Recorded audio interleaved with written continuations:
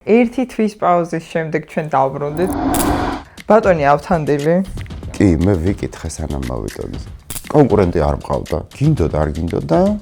ჩემთან მომასულიყავი. და რაღაცა მერვე საოცრება ხდებოდა. ამდენი ლამაზი გოგო. არა და ეგეც ხო შეიძლება ხელოვნებად აქცია რეალურად. და რიგი იყო, ვერ გეტყვი, აი 200 მეტრი, 300 მეტრი შემოსვლაზე მარტო. რას ვაკეთებ საერთოდ, რა მინდოდა. მოვიდა ეს ტრენდი, მივერეკებით ამ ტრენდში. აი დღეს ყველა ხო. და ეხაც მილიონობით ნახვა აქ მაგ თქვენ ვიდეოს. ლედი კაკას რო ეცვა ჩემი კაბა, ამღანიშნა. დრო მიდის, ყველაფერი მიდის, ავთანდილი რჩება. მოგესალმებით მეგობრებო. ერთი თვის პაუზის შემდეგ ჩვენ დავბრუნდით. თქვენ გეგონათ რომ ჩვენ წავედით, მაგრამ ჩვენ არსად არ მივდიოდით. ჩვენ უბრალოდ დავისვენეთ, იმიტომ რომ ახალი სტუდიიდან მოგესალმოთ. და სეზონს, ხო შეგვიძლია ეგრე დავუძახოთ. სეზონს ხსნით. ნუ ეგრე არის პირველი ქართველი დიზაინერით. ესე გამოვიდა. კი, დიზაინერი საერთოდ, როდესაც გახსენდება, ქართველი დიზაინერი გახსენდება. ბატონი ავთანდილი. სხვანაირად, მართლა ეგრე არის. და ჩვენთვის ძალიან დიდი პატივია, რომ სეზონს ხსნით თქვენით. ჩემთვისაც ძალიან საინტერესოა, მაინტერესებს. ყველაფერი ახალი, განსაკუთრებით როცა ამას აკეთებს კარგი ენერგეტიკის ადამიანი. ანუ მე კარგი ენერგეტიკა კი, მე ვიკითხე სანამ მოვიტოვე. სად მოვდიოდი, ყოველთვის ვარკვევი, იმიტომ რომ არ იყოს სიურპრიზი, რომელიც მე არ მესიამონება და მე უხერხო მდგომარეობაში არ ჩავარდება არავინ ამ დროს. და პოდკასტებში ხშირად დადიხართ? ორჯერ ვიყავი. ორჯერ ვარ. ვეძებდი და ბევრი ვერაფერი ნახე. ხო, ანუ ეს ერთ-ერთი ყველაზე პოპულარული პოდკასტი რაც არის, სარკასტიკა. ეს იყო ბოლო.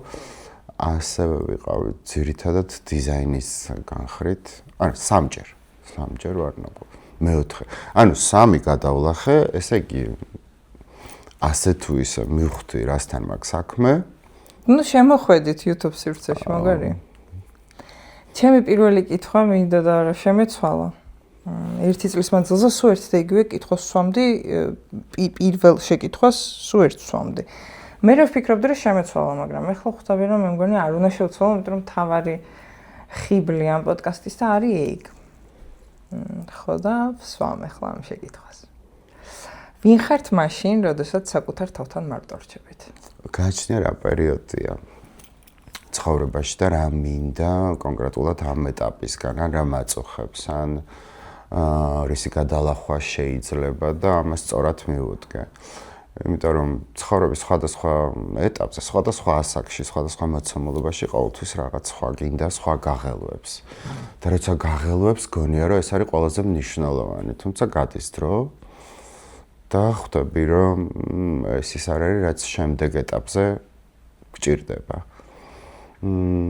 მე მივხვდი რომ უბრალოდ ეს არის გზა, რომელიც საინტერესოა და აი ეს გადალახვებიც ყოველთვის და გაცნობა საკუთარი თავის, თუნდაც იმ 15 წუთში, რაც ყოველდილით ხდება ხოლმე, როცა ძალიან ადრე ვიღვიძებ და სანამ ვარჯიშს დავიწყებ, ყოველთვის მაქვს გაანალიზება, აი დღეს რა მინდა.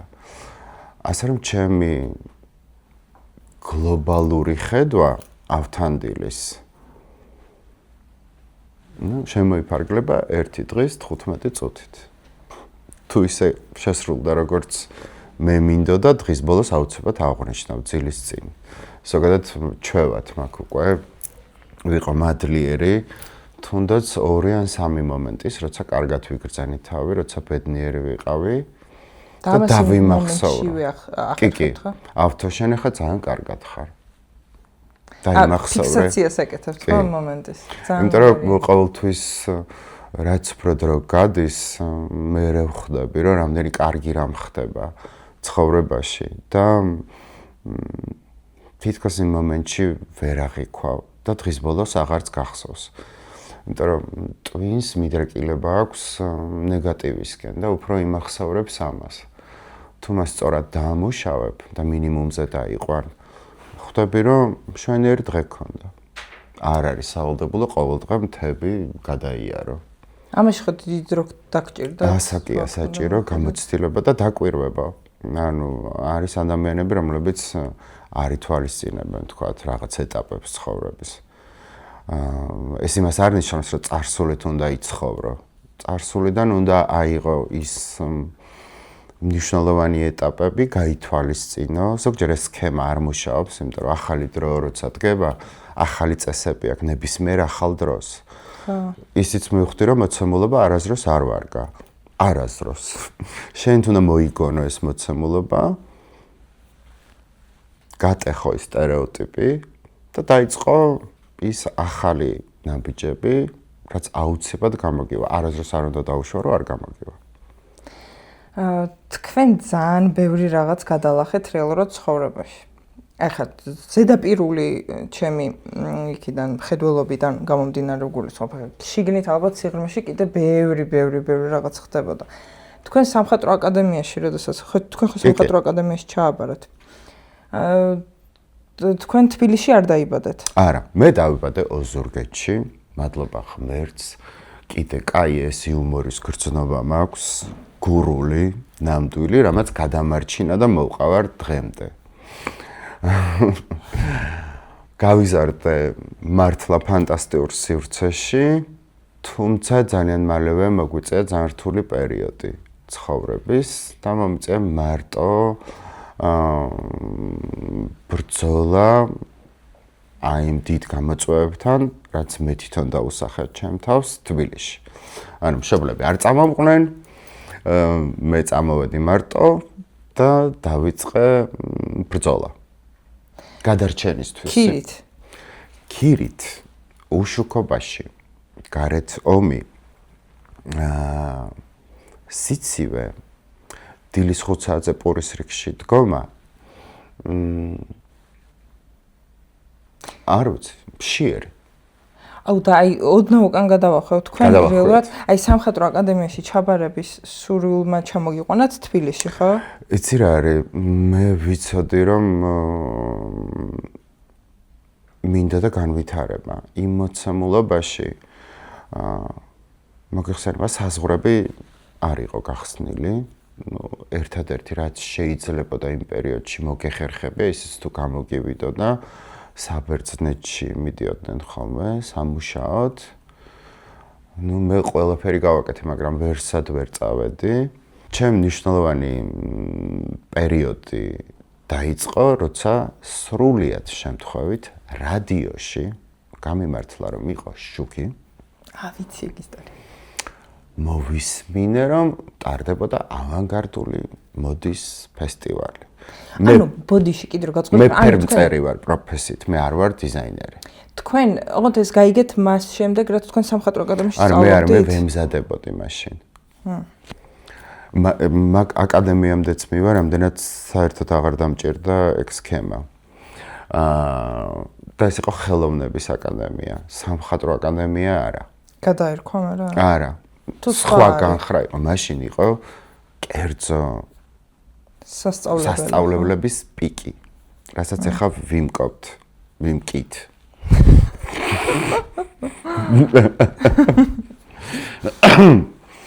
გავიზარდეთ და ეს მიიღეთ, რაც ვართ. ყველა სფეროში. ხო და მოვისმენე განცხადება და ტარდებოდა ავანგარდული მოდის ფესტივალი. ვერაფერი ვერ მივხვდი, მაგრამ დავრეკე, გამიმართლა რომ იქ აიღეს ყურმილი. შენ მობილურის თაობა ხარ და ჩემ დროს ეს არ იყო არც ინტერნეტი, არაფერი მაგდა. გამიმართლა იქაც აიღეს. დავხატე უცებ ამ მოდელირების ესკიზები, ნუ ახლა ავანგარდული მოდა რა უნდა მექნა. ავიღე, ესენი რა ქვია, ჩემი ნახატები დავჭერი წვრილად, ძაფები გავუყარეთ. და გავატანსაცმელეთ რა. ჯოკონდა რაღაცა ჩემი ნახატები, ჩემმა მეგობრებმა ზოგმა რა ქვია, ბუმბულები დამჭირდა და სახში ქათმები დაპუტა და მე ვაწეპებდით იმ პარკებზე, მე წავედი. რა მაგარი. ეს იყო რა ქვია, მარტო ერთი ბაზრობა იყო წერეთელზე. იქ ვიყიდე ძალიან ბევრი შავი ნაგვის პარკები. იმით გავაკეთე ბოლო გასასვლელი კაბა.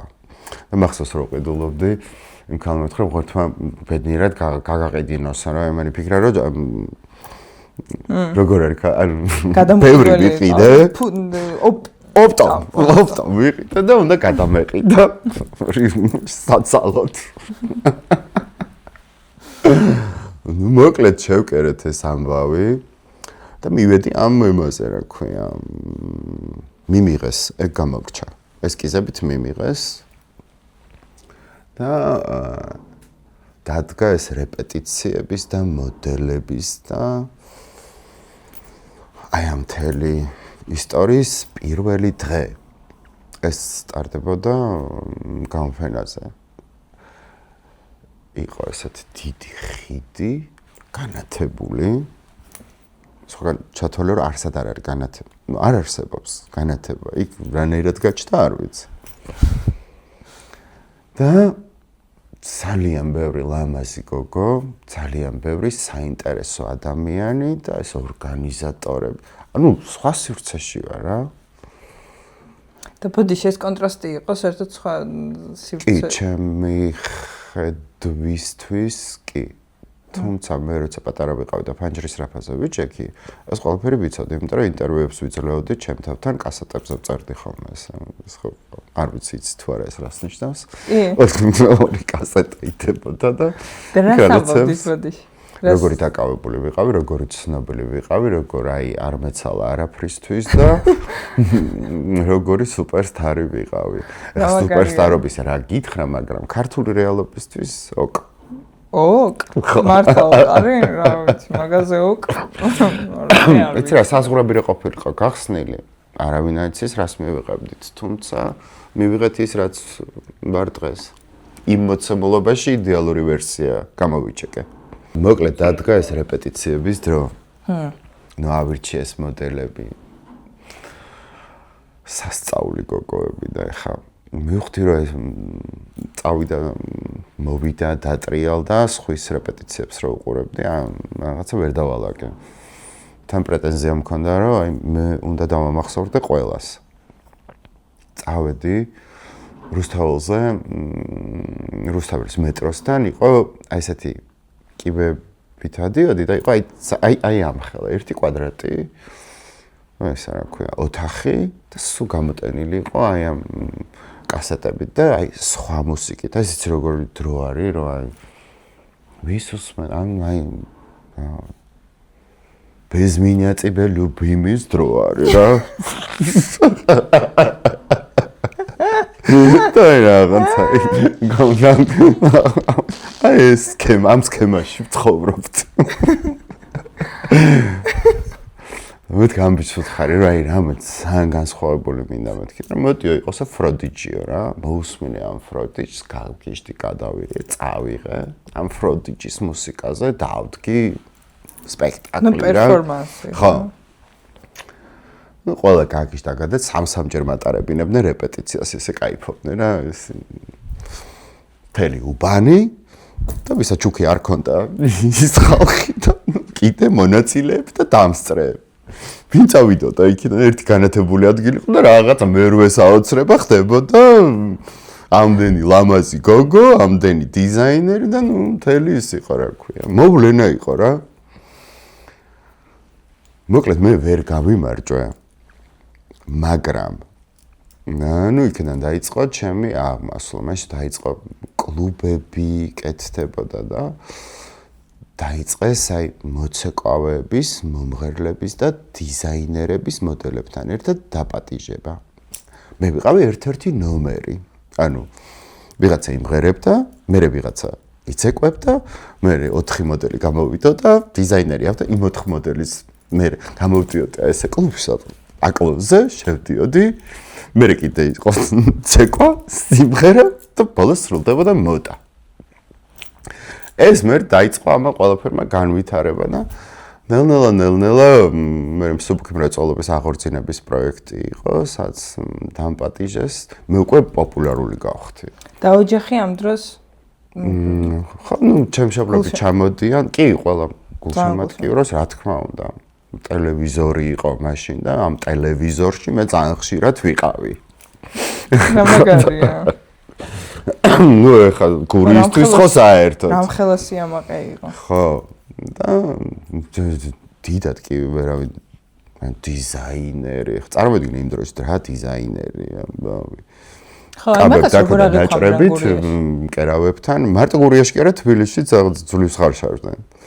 თუმცა, ესეთ გავიტანე რა, ეს სფერო მართლა ძალიან ბევრი ვიმუშავე ამაზე, რომ ეს ყოფილიყო მართლა სერიოზული პროფესია აქ საქართველოში. წარმოიდგინეთ, ჩვენ არ გქონდა ინტერნეტ სივრცე, ჩვენ არ გქონდა არანაირი ინფორმაცია არაფერზე. რა იყო მოდაში, რა ფერი, ვინ იყო დიზაინერები. ფიზიკურად ვერ მოვიპარავდი იდეას. იმიტომ რომ მასალა არ მქონდა. არ ვიცოდი. ხო.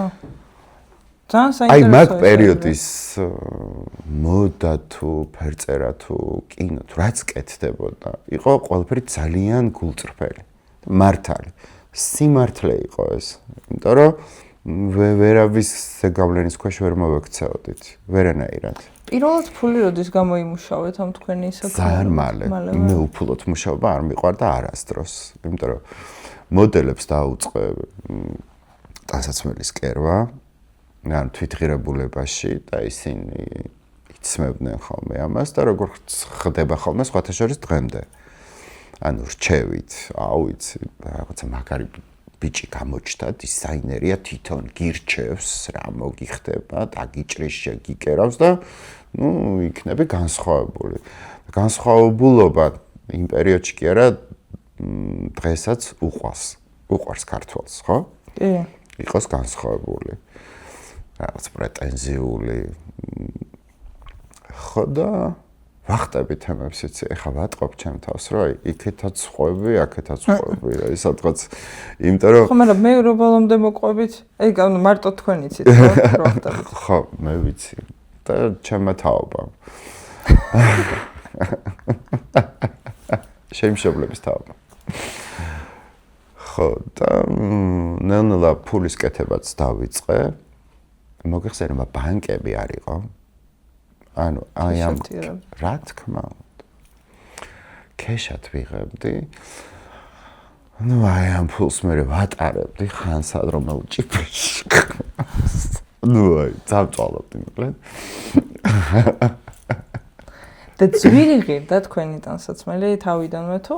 აი ამ გადმოსახედიდან ალბათ არა, მაგრამ ისე იმ მოცემულობაში კი ძვირი იყო. მე ძალიან მალე ამ მსოფლმრეწველობის პროექტში რომ მივიღე მონაწილეობა, ანაწილებდნენ სხვადასხვა სამკერვალოებში და აი ესეთი დიდი ქართულ რეალობაში ფაბრიკა იყო, რომელიც გადარჩა იმ პერიოდში და არსებობს დღემდე. ქუთაისის ფაბრიკა იმერეთი. და აქ იცი რომელი პერიოდია ეს სამკერვალოები დაშალეს და ჯართებად ყიდნენ თურქეთში აი ამ ნაწილებად, მოკლედ ყველაფერს, რომ საჭმელი უნდა გვეჭამა. აქ არ იყო საუბარი იმაზე, რომ აი როგორი ტიპის სიგრძე თუ როგორი ტიპის მხარი თუ თარგში გადამრავლება და ბაერები. ეხლა რა დიდი სამბეთ ხო, აი რომელი ქვეყნიდან არის ბაერი და რამდენ ზომაში უნდა, რა ფერთა გამაში უნდა და ასე შემდეგ. გწდება, არ ვიცოდით, საერთოდ რას ნიშნავდა, არ ვიცოდი.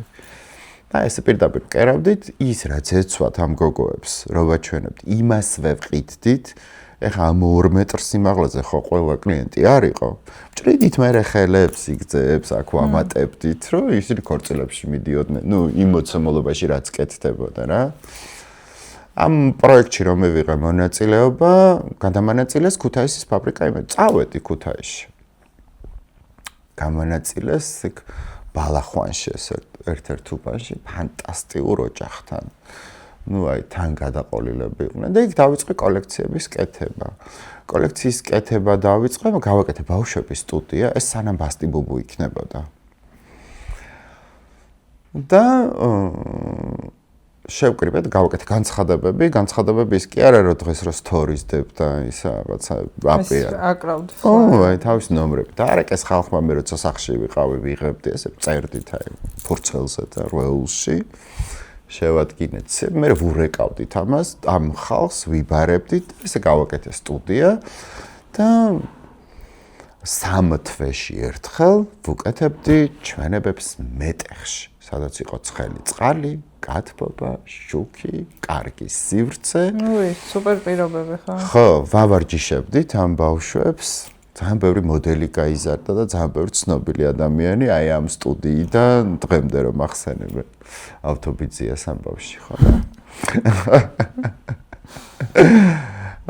ასე გამიჩნდა მეორე შემოსავალი კიდე, ტანსაცმელებს ვაკეთებ. მე დავიწყე ინდივიდუალური კერვა. ინდივიდუალური კერვა ნიშნავს, რომ კონკურენტი არ მყავდა. გინდოდა, არ გინდოდა, ჩემთან მოსულიყავი. ამას მოყვა პატარა მაღაზია. პატარა მაღაზიას მოყვა გრანდიოზული იმ დროისთვის ჩვენება ესპანეთის ბაზარი. ბაბლუანის კინოსტუდიაში გავაკეთე. სადაც აი ეს ძველი მანქანები იყო, ვიყიდე ძალიან ბევრი ნახერხი, ბევრი ხილი, ფორთოხლები და გავაკეთე ესპანეთის ბაზარი. გადავფრინდი თურქეთში, ვიყიდე პარიკები, ყვავილები, აი ესეთი დიდი, შევკერე კოლექცია და კიდე სპექტაკლი დავდგი. და პირველი არხი იყო მაშინ მარტო. დარსო მიყვებოდა, საინფორმაციო მიყავდა, რომ აი რაღაცა გაიხსნაო კადრიო და აი ვატყობ რომ საქართველოზე მაქვს სიუჟეტი, ანუ აი ვერაფრით ვერავინ ვერ ალაგებდა თუ აი ესეთი ტიპის ჩვენება აი ამ დროში შეიძლება და გაკეთებულიყო და იყო დაპატიჟებული სრულიად ელიტა. მაშინ ითქავდა ფეხს ქართული ესტრადა. ანუ შოუს სახით ვიწახით, თორე ფეხი დიდი ხანი ქონდა ხო ატკმული.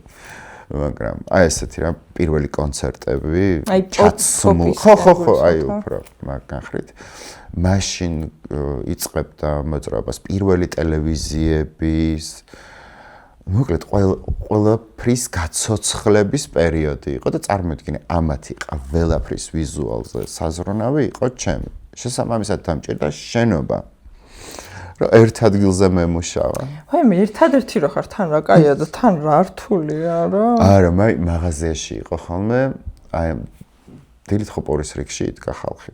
გარეთ ხო დვიჟოგზე ვამუშავებდით ამ მაღაზიას. და რიგი იყო, ვერ გეტყვი, აი 200 მეტრი, 300 მეტრი შემოსვლაზე მარტო. ჩემს მაღაზიაში. შემდეგ უკვე რა დავიწყე განვითარება, მაკ-ასათიანი ანუ მაკ-ასათიანი იყო და მე ვიყავი. და აი ამ რიგების ფონზე პარალელურად ვიღებდი შეკვეთებს, მივდიოდი ქუთაისში. მაგრამ ნუ ბოდიშ ერავდი რაღაცა კოლექციები იყო, რასაც პირდაპირ იყიდნენ უკვე, ხო? ეგეც ხო იყო. დამატებით ვამზადებდი. მაგრამ პროსამზად. ახლა მარტო ვიყავი, მე მივდიოდი მე ვიღებდი ზომებს, იქ მე ვაკეთებდი დიზაინს, ჩამომქონდა, ვაკეთებდი ჩაზომებას, მე მიმქონდა ეს, მე ჩამომქონდა, მაღაზიისთვის ცალკე ჩამომქონდა და ვერთობოდი რა, გონი. ამ გადასახედიდან ძალიან მაგარი ამბავი იყო. იმიტომ ვთქვი, რომ მე თვითონ მოვიგონე ეს დრო. იმიტომ წარმოიდგინე რა სიურრეალიზმია. გარეთ უბედურება, აი მოდა და ანუ თქვენი რეალობა მოიგონეთ. ჩემი რეალობა მოვიგონე და დავიწყე ამის შესრულება. და თურმე აი ამ შიმშილის და უწყლობის და უბედურების და უშუქობის პერიოდში ხალხს უნდა მოდა. გახალისება ძალიან ჭირდება. ხო რა, ესეთ რთულ პერიოდებში ალბათ აი ესეთი ნათელი წერტილი იყო ეს. და რთულ პერიოდებს აი დარწმუნებული ვარ, ხა იქ სირთულეები შეგხვედრიათ რა ამ გზაზე. უფრო ფიქრით უმკლავდებოდით? ანუ შთაგონების ძალა გაქვთ ხო ალბათ დიდი დრო საკუთარ თავს რაღაც. ხო, მე მივხვდი რომ სტრესგამძლე ადამიანი ვარ და მაშინ მეძლევა რაღაცა გაორმაგებული ძალები. თან პასუხისმგებლობის შეგრძნება მაქვს საოცარი და ну აი ვაკეთებ და მორჩა დღემდე ესე მოვდივარ. ვარ ძალიან დისციპლინირებული, ძალიან ზედმეტად დისციპლინირებული. მე არასდროს არ ვაგვიანებ. მაქვს ჩემი გრაფიკი. და აი ამ გრაფიკში როცა წერ ხოლმე, იმიტომ გითხარით 15 წუთი დილის არის ყოველი დღის 15 წუთი ფიქრი იმაზე დღეს რა ამოცანა მაქვს. ძალიან ხშირად რაღაც პერიოდი რო გადის არ მომწონს ის ავთო იმ პერიოდში, იმ წრეში, იმ სივრცეში. თუმცა მე კიდე რაღაც პერიოდი რო გადის, აი ესე ვეფერები ვამშვიდებ და ვუშვებ იმ ავთოს, რომ თავისუფლად კარგად იცხოვროს. ცვლილებები ხშირად გინდებოდ? სულ ძალიან მალე მბეზრდება ვიზუალი და კარგია რომ მოდისფერო ავირჩიე, იმიტომ რომ ეს 6 თვეში კვდება და მე სულ ახალია საჭირო. თქვენ თქვით რომ დიზაინერი არ უნდა ყოფილიყავით? ხო არა, ეს არ იყო ჩემი იდეა ფიქსი, რომ მე უნდა ვიყო ტანსაცმლის დიზაინერი. იცი რა, ეხლა რომ ვუყურებ თუნდაც ჩემს ნამუშევრებს სხვადასხვა ეტაპებზე, ხო? მაინც ხვდები რომ ეს უფრო ფერმწერის ნამუშევარია რა. მე რომ აი ზუსტი მიმართულებით, როგორც წესია ისე მემუშავა, ანუ ამისი პროფესიონალური განათლება რომ მქონოდა, ალბათ საერთოდ ვერ შევდგებოდი. რო არ ვიცოდი, იმიტომ მივერეკებოდი. თან მომკითხავი არავინ არ იყო, იმიტომ რომ მეც ვიზრდებოდი ხალხთან ერთად. ინტერნეტი არ იყო, ვერავინ ვერ გამაკრიტიკებდა. ეხა ერთმანეთში ვინ გასჭორებს, არასდროს არ მაინტერესებდა და ეგ მუდმივი სქემაა.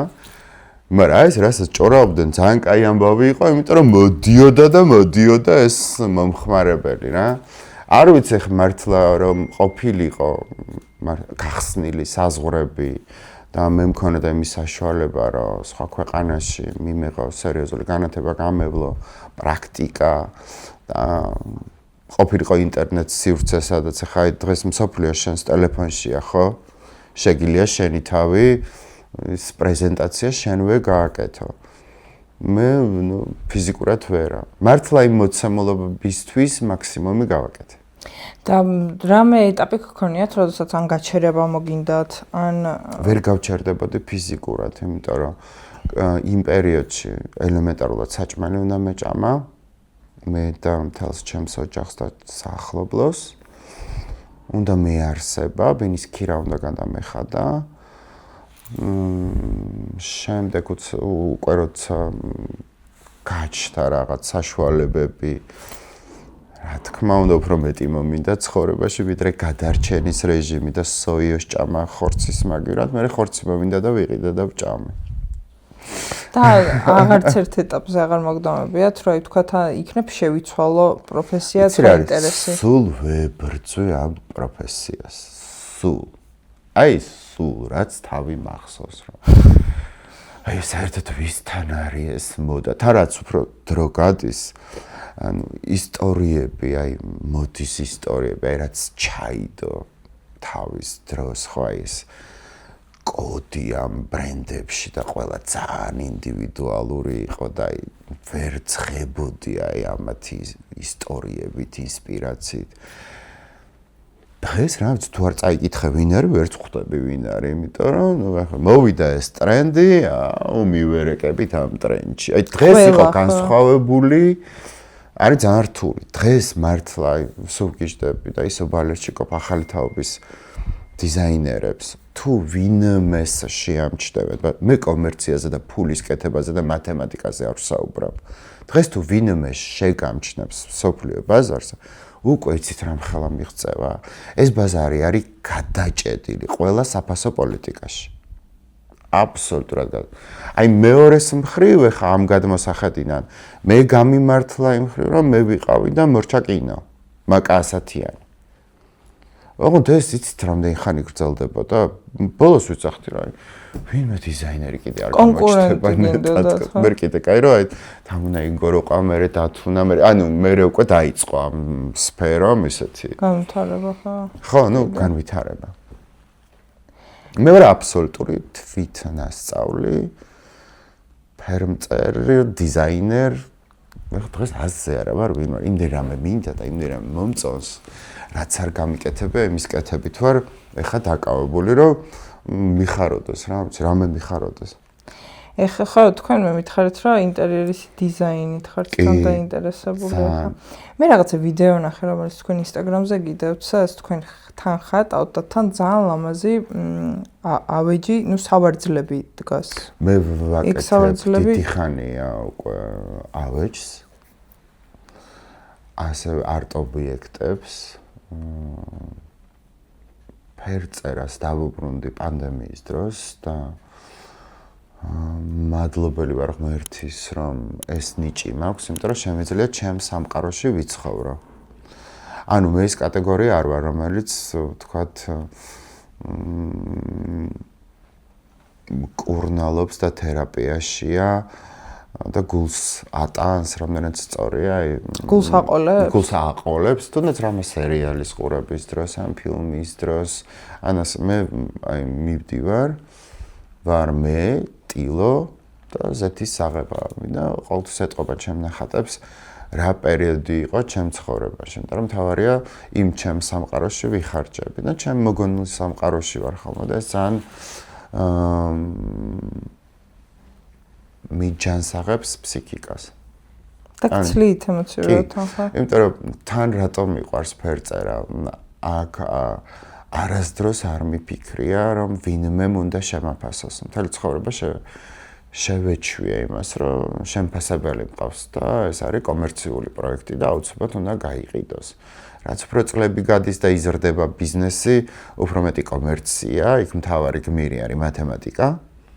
და შემოქმედება ნაკლებად, იმიტომ რომ ხალხი კარნახობს მერე, როგორი ტიპის თარგი ჭირდება ადამიანს რა საფასო პოლიტიკაში, როგორი ტიპის მაისური და ნუ 90% კოლექციების მთელ მსოფლიოში ესეა. დევსის პროდუქტი, რომელიც აუცილებლად გაიყიდება. და შემოქმედება მცირდება. და ეს ის პროცესია, როცა მე აბსოლუტურად თავისუფალი ვარ და არ ვფიქრობ არც გაყიდვაზე, არც ვინმე შეფასებაზე. ვართ მარტოები მე და ჩემი სამყარო. და ეს ჩემთვის ძალიან მნიშვნელოვანია და ძალიან მშვერის ყოველთვის. და პარალელურად ავთანდილის ბრენდი ყოველთვის არსებობს. არსებობს, კი. და იგივენაირად იყიდება ყველაფერი. კი. მაგარია და თქვენ შეგიძლიათ ძალიან მაგარია, ხო, ძალიან მაგარია. ძალიან მაგარია. ფერწერით მოგზაურობით არტობი. ეხლა ვაკეთებ ლესელიძეზე, აი არ არსებობს ეგეთი პროექტი საქართველოში. მხატვრებთან კოლაბორაციით იქნება ჩემ პირველი ხაზი, რომელიც საქართველოში არ იყიდება. ჩემ შოურუმი არის მილანში და იქიდან მიდის მე მთელ მსოფლიოში პირველი ხაზი. პირველი ხაზი შემკვეთები ესეთ კლუბური ვერსია გვაქვს ქართველი ქალბატონების და არა მარტო და იმათ უკრავ ხოლმე ინდივიდუალურად. და ვაკეთებ 6 სართულიან სივრცეს, სადაც იქნება კოლაბორაციები მხატვრებთან, ჩემთან კოლაბორაციები. ეს იქნება ავეჯი, არტ ობიექტები, ხალიჩები, კერამიკა, პირველი ხაზი სახლის ნივთები, სურნელი და სულ მინდოდა ეს. აი როცა უკვე მივხვდი რომ ვარ შემოქმედი, უფრო შემქმნელი, მზა პროდუქტით ჩემი დიდად არ არის, იმიტომ რომ სულ რაღაცას უჩხიგინებ და გადაკეთებაში ვარ. მივხვდი რომ სხვა მხატვართან ძალიან დამაინტერესებდა მუშაობა, სხვათა შორის ძალიან დიდი ხნის წინ პირველად როცა ვითანამშრომლე ოლეგ წიმჩენკოსთან, თხოვე რომ დაეხატა ჩემთვის ჯარისკაცი, რომელიც სულ დამიცავდა რა. ყველა ადამიანი თავისთვის ეძებს თავის ჯარისკაცს. ანუ მე ბოლოს ცხოვრების განმავლობაში მივხვდი რომ შენი თავის ჯარისკაცი მხოლოდ შენ ხარ და მხოლოდ შენ შეგიძლია შენი თავი დაიცვა. და ეს ნახატი იმდანაც ახლოს იყო ჩემს მოცემულობასთან. ხალხმა ისე მიიღო, რა დღეს თუ თქვა ჯარისკაცი არა აქვს მაისურს, ნუ ეს არ არის ჯარისკაცი, ანუ აი რა უკან არა წინ იყოს და ნუ აი ესე სწორი კოლაბორაციით კიდევ ერთი სუნთქვა ახალი მიიღო ბრენდმა. ახლა ვაკეთებ და მუშაობ რუსტამ ფეთვიაშვილთან. ძალიან საინტერესო პროექტზე ნიუ-იორკში გავაკეთეთ ანუ საფქანით რა ქვია, გავაჟღერეთ. და ვფიქრობ ალბათ ნიუ-იორკში უნდა გავაკეთო პირველი პრეზენტაცია. მაგრამ აი ეს ყველაფერი იქნება გახსნის დროს საქართველოში და ძალიან მეჩქარება. იცი რა, პირველი ნაბიჯები ეხა და გონებაში მე უკვე ხედავ რას ვაკეთებ. მე მგონი სულ ეგრე ხართ არა? კი. როგორებაში სულ ხედავთ რა იქნება? ხედავ. და ყველას ძალიან რაც მშველის, ჩემი ცხოვრებით ვცხოვრობ. ვისწავლე ჩემი თავის მოსმენა. ყველასთვის მოსაწონი, ფიზიკურად ვერაზროს ვერ იქნები. თუ გაკრიტიკებენ, იდეალურია, ესე იგი კიდე საინტერესო ხარ. და ვიღაცას აღელვებ და ეს ვიღაცა როცა ძალიან ბევრია, თლად ძალიან კაია.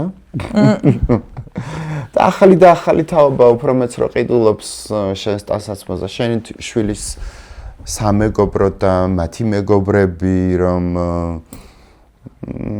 რა ვიცი, ძალიან დიდი რაოდენობით გარეთ რო გავდივარ და ხედავ ახალ თაობას ჩემს მაისურებში თუ ჩემს ნაწარმში, ისეთ ბედნიერი ვარ, ესე იგი მეც ვსუნთქავ ახალი სუთქვით. ყოველ შემთხვევაში ვცდილობთ, იმიტომ რომ მოცემულობით ხო არავინ არ ხარ საერთოდ, ჩვენ ვიგონებთ ადამიანები, რომ აი ეს გზა რაც მოგვეცა საცხოვრებელი, რომ რაღაცით დავკავდეთ. თავარი ფუნქცია შევასრულე, ახალი სიცოცხლე გვყავს ჩემი შვილის სახით. დანარჩენი რაღაცა ხომ უნდა ვქნა, სანამ ვიქნები. აუ ისე მაინტერესებს, აი რამე ტრენდი თუ არსებობს თქვენთვის ეხლანდელი, რომელიც ნუ აი მიუღებელია რა. არა, არაფერი აბსოლუტურად. ან აი დღევანდელ მოცემულობაში. ხო, მაგრამ იგივეს ვაკეთებდი მე სტუდიო მაესტროში, რომ ვერთობოდი. და ის იმ ჩემს წინათაობისთვის იყო მიუღებელი. რომ ტინგიცებდი პატარა. დღეს TikTok-ია ეგეთი. ეხლა დავჭდე და ოი მე ბოდიში. ჯანმრთელობა ბევრი ფული. ეხლა რომ დავჭდე და ვიღაცები საერთოდ როცა შეფასებას აკეთებ და დაიჯერებ, რომ შენ აი ესეთი ტიპი ხარ, აი ერკვევი ყველაფერში, არა, იქნებ მე არ ვიცი და ის ძალიან მაგრამეს აკეთებს. თვითონ თუ ბედნიერია იმით რასაც აკეთებს. იცი უკვე ეს რა მაგარია? ესე იგი რაღაცა მონახა სამყაროსთან თავისი გზა და იპოვა ის, რაც აბედნიერებს, რაც შენთვის მიუღებელია. მაგრამ ეს იმის პრობლემა არ არის. არანაირად. ეს შენი პრობლემაა. ხო. ასე ვთანხმდებით. ხომ მე თუ ვინმეს არ მოვწონო, ეს ჩემი პრობლემა არ არის. მე ამით არ წარმოგიდგენთ ხან ვიღაცებს რომ მოწონო, ჩვენი პრობლემა რო იყოს, რა საშინელება იქნება, როგორ არა, ნუ ეხა აი რა თქონდა დავკავდე ვიღაცის ცხოვრებით და გავიხარ, ჩემ ტვინ დავაბინძურო. სადა მაქვს ნერვები. თქვენ შულთან მეგობრობთ? აუ ძალიან მაგარი გოგოა, ისე მიყვარს. მაგარია შულთან მეგობრობა. თან კაცებისთვის რატო ხდება ეგრე, რომ გოგო არის აი არა, იცი რა არის. მე მქონდა მშობლების როგორ გითხრა, აი სწორად როგორ ახსნა. არა ის რომ ხა დღეს ყველა მშობელს აბრალებს თავის შემდგარობას თუ შეუმდგრობას და ფსიქოლოგები და დედების თემა და ასე შემდეგ და მამების მაგან ხრით არ ვამბობ, მაგრამ დანაკლისი მქონდა, იმიტომ რომ ჩემი ძმის გამო, ჩემი მშობლები ჯანმრთელობის პრობლემების გამო ჩემი ძმით უფრო იყვნენ დაკავებულები, იმიტომ რომ მართლა ესე იყო საჭირო. მე მზრდი და ბებია. ყოველ შემთხვევაში აი ეს დანაკლისი სულ მქონდა იმ გაზიარების, იმ ყურადღების, თან იმ მოცემულობაში ესეთი ჩართულობა, რაც დღეს აქვს მშობელს შვილთან, ნუ არ იყო ეგ მოცემულობა, ხო? სულ ანასტასია რო გაჩნდა იმის მერე სულ რაღაც განსაკუთრებული ემოცია მქონდა და მე აი 4 წლის იყო ანასტასია და აი რაღაცა ბიჭებს მოიწონა და მოკლედ ეს პრობლემებში იყო და სულ ვეუბნებოდი რომ დაშალე პრობლემა 3-ად ან 4-ად და მე ვუყვებოდი 4-ვე ვერსიას, მაგრამ მე სულ ვეუბნები, ოღონდ შენ რაც გინდა მე ის გააკეთე რა. ერთხელ მოვიდა ანასტასია და მამ რა იყო მეთქი დამიშალე რა 4-ად პრობლემა.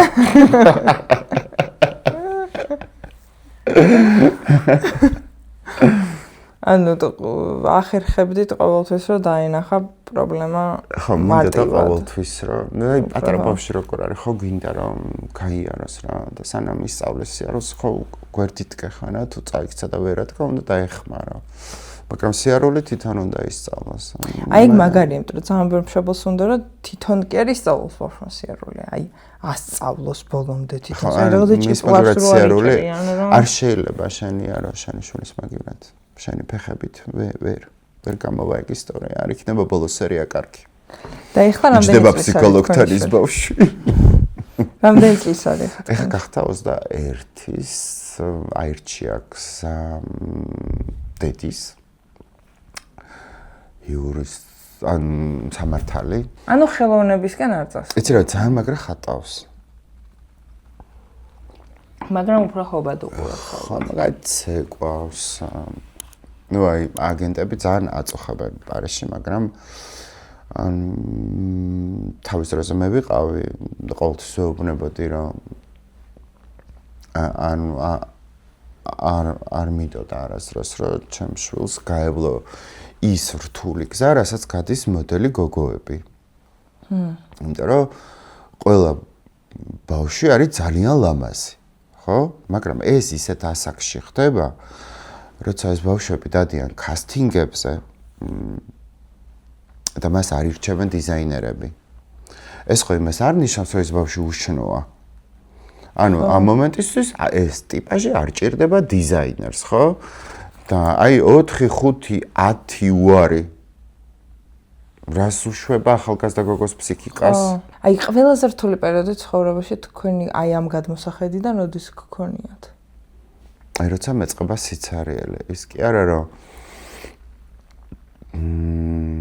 მოცემულობა რთული და რაღაც დრამატურგია ხდება ცხოვრებაში. ეგ არა. მაგ ყოველთვის შეიძლება ტექნიკურად მიუდგე და გამოხვიდე პრობლემებიდან. ისე აი შალოს სამად როგორც ანასტასია. დეპრესიისკენ მიდრეკილი არ ხართ, ხო? არ დრამა მიყვარს კი. ჭირდება ხოლმე ზოგჯერ. აი ზოგჯერ ის 15 წუთი როგორ არის, აი რას ვაკეთებ საერთოდ, რა მინდოდა, რა არის ჩემი ინსპირაცია, ხო? მე ხო, აი თუ ძალიან კარგად თუ არა ეს ტვინი რას მიშვება ხოლმე? ემანდე ხა შენ არ მოეშვა. თუ 1 და 2 ტიპია ჩართული ტვინში, ძალიან კაი, აი თუ პეცსაბჭოა. არა, კარგად მაშინ საქმე. და ის სადამდე მიყავ ხართ ხოლმე? 15 წუთამდე. სიცარიელამდე. და ეს სიცარიელე რა არის? აი არც კითხვები გაქვს, არც პასუხი გაქვს, არც მაყურებელი ხარ შენი ცხოვრების და არც მონაწილე. ეს თუ გაგრძელდა არ არის კაი. მუღამი რო გიქრება, ხო? არ ვიცი, ხო თითქოს ცხოვრება არის, მაგრამ შენ რაღაც გავკვეველი ნივთი ხარ. ხო, ვიცი ეგ. ანუ მაგ დროს ფერწერაც არ მინდა, არაფერი არ მინდა. მაგრამ კიდე კარგი რომ არ მაგის ფუფუნებაც არ მაქვს. რა ესეთ გრძელვადიან დრამატურგიაში ვიყო და მე ოსკარი მივიღო, აი საუკეთესო დრამატურგი. აი ფლატეგრეც არ არის. ანუ ისევ საქმეს გამოყავხართ სხვა გზა ვარ და ხო, ცხოვრებას. და იდეა გამოყავს საკუთარი თავი აი აქ მერთვება რა ის რახან ძალიან დისციპლინირებული ვარ, აი ეს მომენტი მაქვს, რომ აი შენ ახლა აი დროს აცდენ. თუ ჯანმრთელი ხარ, თუ ირგვლივ ყველა კარგად ყავს, ანუ აი ეს მოგონილი პრობლემები, რომელიც აუცილებლად მოსაგონია, იმიტომ რომ გჭირდება, თორე ხო არ დაიდგავდი ამას, ხო, დრამატურგიაზე, რეალურად ხო ყველა ვიცის ეს წესი, რომ ღრმად ისუნთქე, ჩაისუნთქე, მიწაზე ფეხები დადგი, გაიხედე, გამოიხედე და ნუ ცოცხალი ხარ უკვე კარგია, ხო? და უკვე შეიძლება რომ საკუთარ თავს უშუალო, მაგრამ ხო, ნუ ადამიანები ვართ, სულ ხო ვერ იქნები ჩართული და მუდმივად თავს ხო ვერ დაამუშავებ. გჭირდება რა ყველა ემოციის მიღება და უხვად ისედაც ჩვენც რომ არ გჭირდებოდეს, ცხოვრება გვაძლევს ამას ეს. გამარჯობა, მოვედი, მე მქვია პრობლემა. დასახელებით, აი ყველანაირი დასახელება შეიძლება იყოს. ყველაზე მაგარი რჩევა რა არის, რაც მიგეღიათ? არ არსებობს ეგეთი რჩევა. არა. არც მეც ვცდილობ რომ არავის რჩევა არ მეცემ, იმიტომ რომ ეს რჩევა იქნება ყოველთვის ჩემი გადმოსახედიდან. მე შემიძლია მაგალითი მოვუყვე. ან დავუშალო სამად. აი სამად დაშლა მინდა რა. აი მაგალითად პრობლემა გაქვს რაღაცა ტიპის. არსებობს 3 ან 4 კითხვა, ოღონდ მართალი კითხვა. აი ამაზე უნდა გასცე ყველა ვერსიის პასუხი.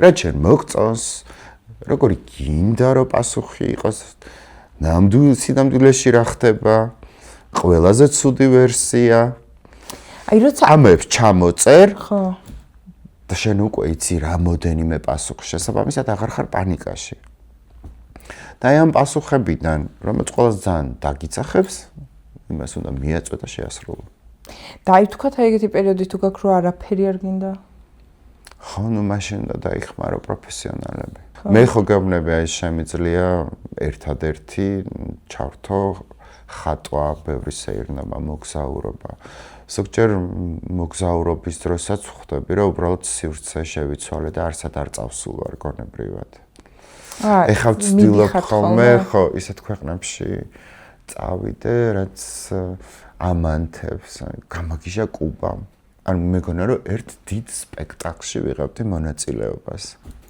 აი მართლა ეს ფერადი მანქანები ძველი ეს მძღოლები და აი სულ იმით დავდიოდი აი რაღაცები ну აი საოცარი ემოცია მომცა და სხვათა შორის გუშინ ჩამოფრინდი ტაშკენტიდან არასდროს არ ყოფილვარ და მიწვიეს როგორც სტომარი კალკიშტი გადავიდე წავედი ბაზარში მოცხოცხინის ხორცს ჭამენ არ ვიცი არ მიჭამე ხილი ჭამე ანუ მივხვდი რომ მოკლედ უახლოეს 10 წელია კაი ხილი თურმე არ მქონდა ამაცლა კაი ხილი არა კი პომიდორი გადავირი εκεί ესე წამოღებული მქონდა ვაშლივით ჭამდი აუ პომიდორზე მეცე და ბაზარი იყო საოცარი მივაგენი მაგათ რაღაც აი ბებია იჭდა ბევრი ოქროს კბილები ქონდა აი შავად ქონდა ესეთი წარბები დახატული და აი ეს თავიანთი აი ჭრელა ნაჭრებით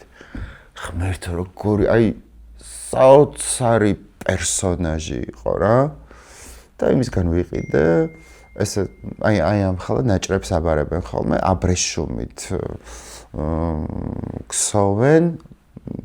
ქსოვილებს რა ესეთი 25 მეტრია 25 სანტიმეტრია განი აი ეს პატარ-პატარა ნაკუწები ვიყიდე და ეს ბებია რომ მირჩევდა და მოკლედ ძალიან მაგრამ ძალიან ვისი ამოვნე ბოლოს აგერ გუშინ წინ ტაშკენტით ყოლა კი მეუბნება რომ ნიუ-იორკში გამოფენა ქონდა ამ ხოლა მთელი დინბიტაური და ეგეთი გადარეული არ ჩამოსულ ხარო და აი ხარ ამ გადაგრიავდა ხო და აი გადავირიე ტაშკენტზე ეთქვა სული იგრძენის ტაშკენტის კიდე სხვანაირად მიყვარს აი მოკლედ აი ეს რაღაცა როგორ გითხრა გულწრფელობა თუ აი პირდაპირ ეჯახები რაღაც ხო მე სულს ვეძახი მაგას აი სულს როგორ ძნობს ალბათ სწორი დასახელება და იცით რა მაინტერესებს რამოდენიმე პროფესიის ქონა ვერას გულისხმობ აი მე დარწმუნებული ვარ თქვენ ახლა ნიჭიერი ხართ შეიძლება ონკანით შეაკეთოთ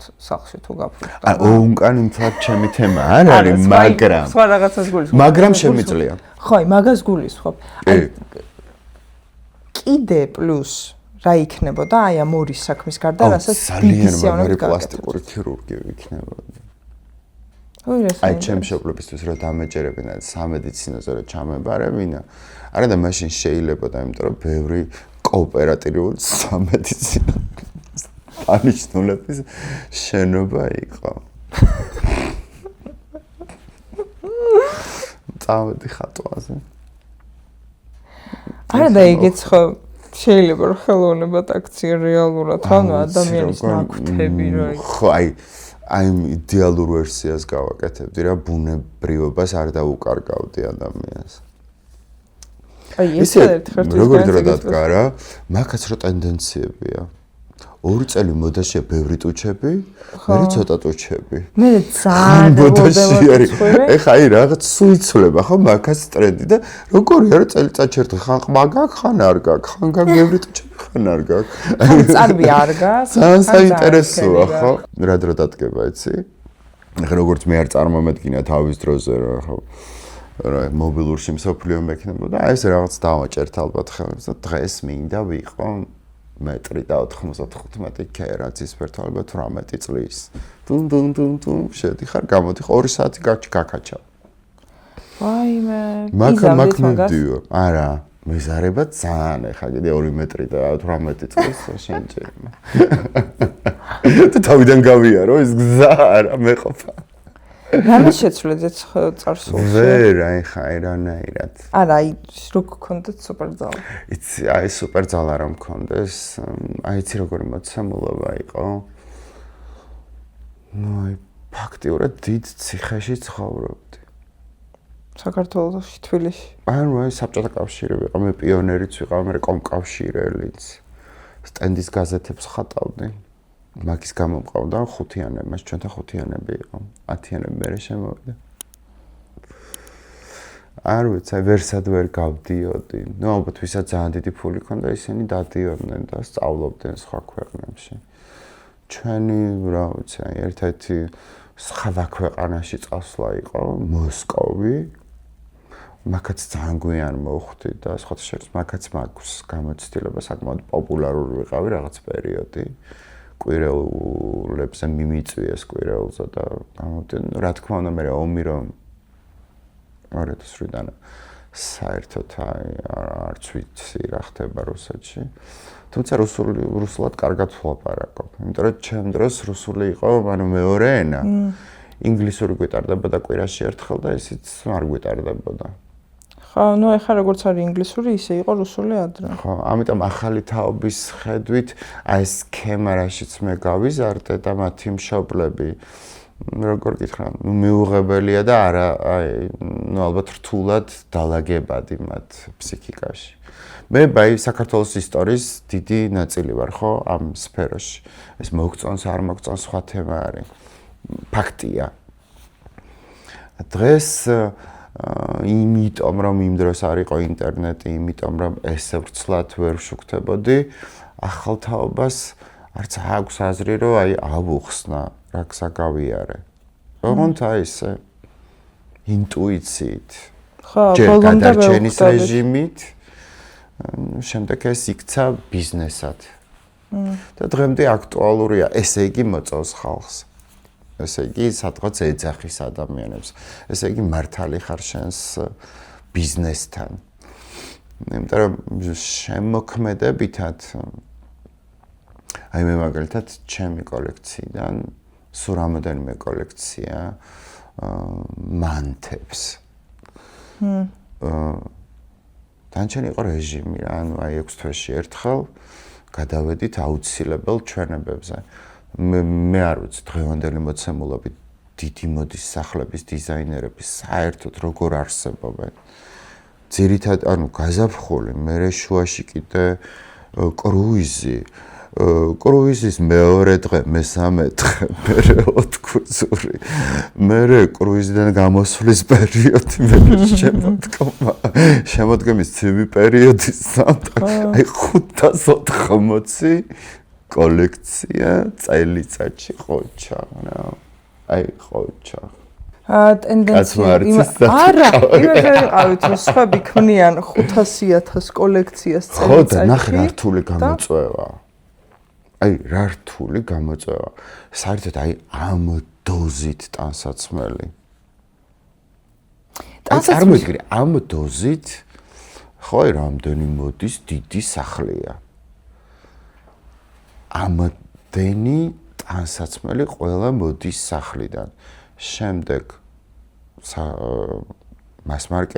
მასმარკეტამდე კიდე ხო არის შუალედური ბრენდები, მე კიდე ქვემოთ და კიდე ინტერნეტ სივრცეში რა ხდება, ნუ მაგას რა დაითვლის და ცალკე ჩინეთის ბაზარი.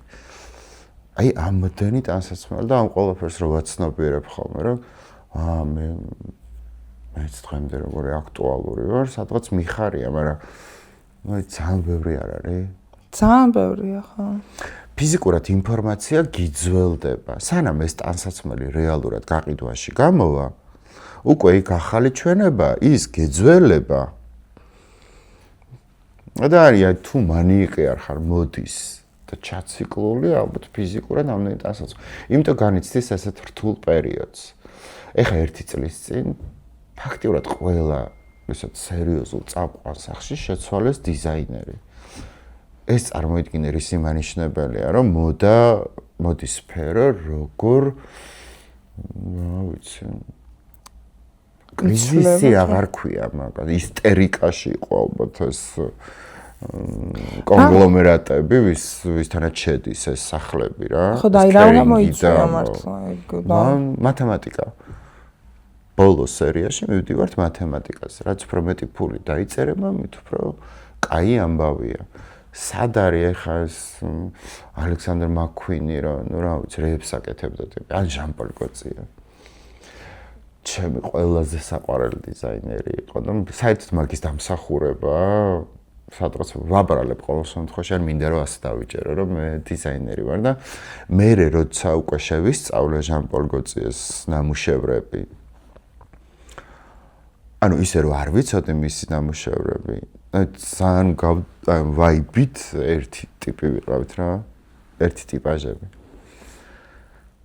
მე ჯონ გალიანოზე გადავირი მე ბოლოს ყველა ჩემი საყვარელი დიზაინერი იყო ალბერ ელბასი და გული დამწყდა რომ გარდაიცვალა ლანვინის სახში მუშაობდა ალბერ ხო დღეს ეს ჯონათანი მომწონს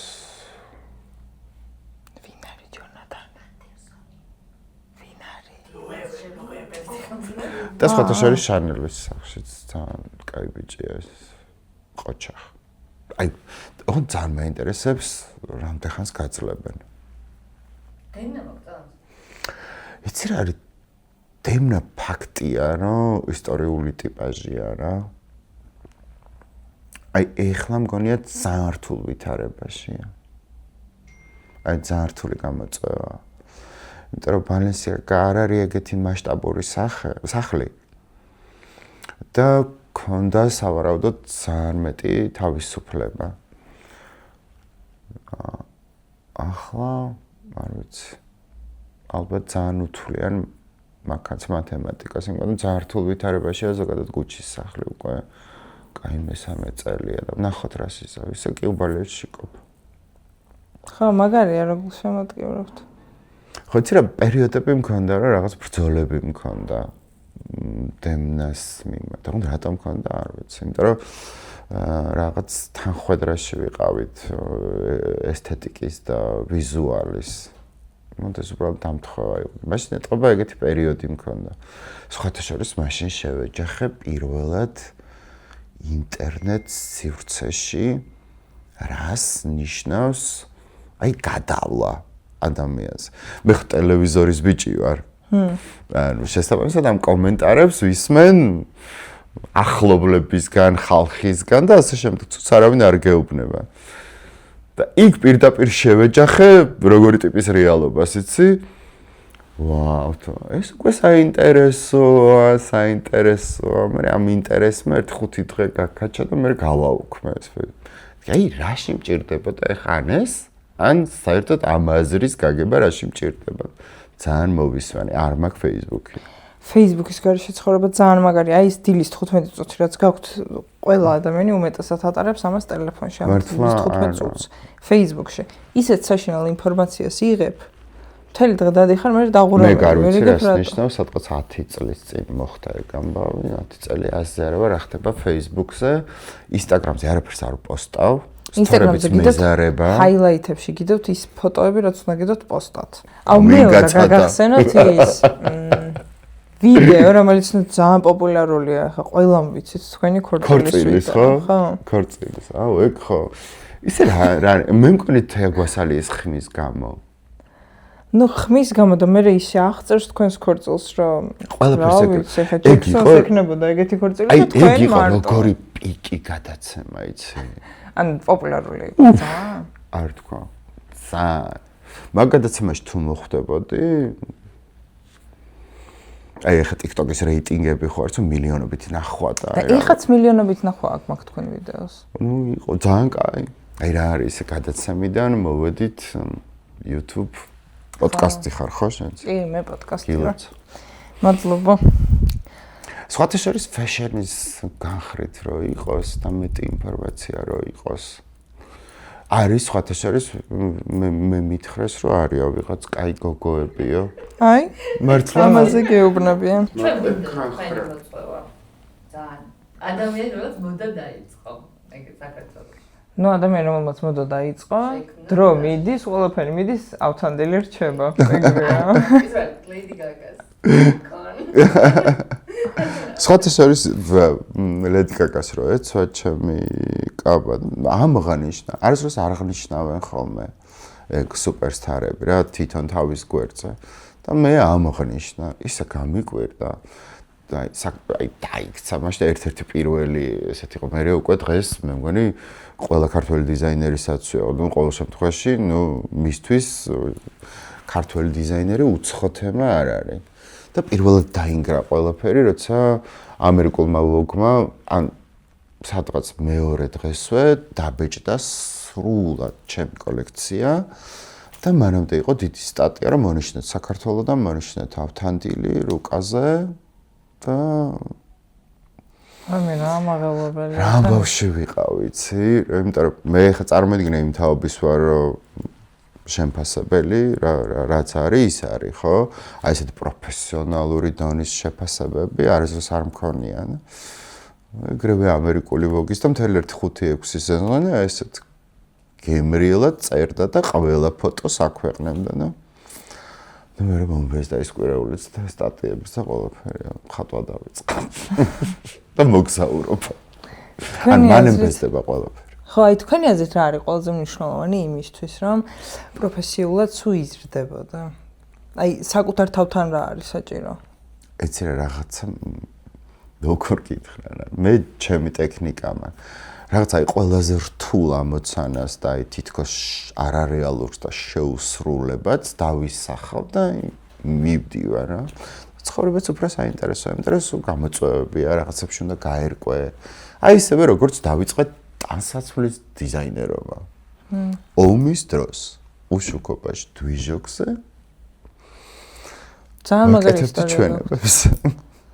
ძალიან დიდი მადლობა სტუმრობისთვის. პირიქით, ძალიან გავერთე ჩემივე ცხოვრებით. მართლა? მეც ძალიან გავერთე თქვენი ცხოვრებით და დიდი მადლობა რომ დრო გამონახეთ და ძალიან ლამაზი ხარ და ძალიან კარგი აურის ადამიანი და საერთოდ კაი სივრცე აქვს, რაღაცა შეკრული ბავშვები ხართ. ხო, კაი თაობა ხართ, ძალიან სასიამოვნოა. ჩემთვისაც მადლობა. მადლობა თქვენ.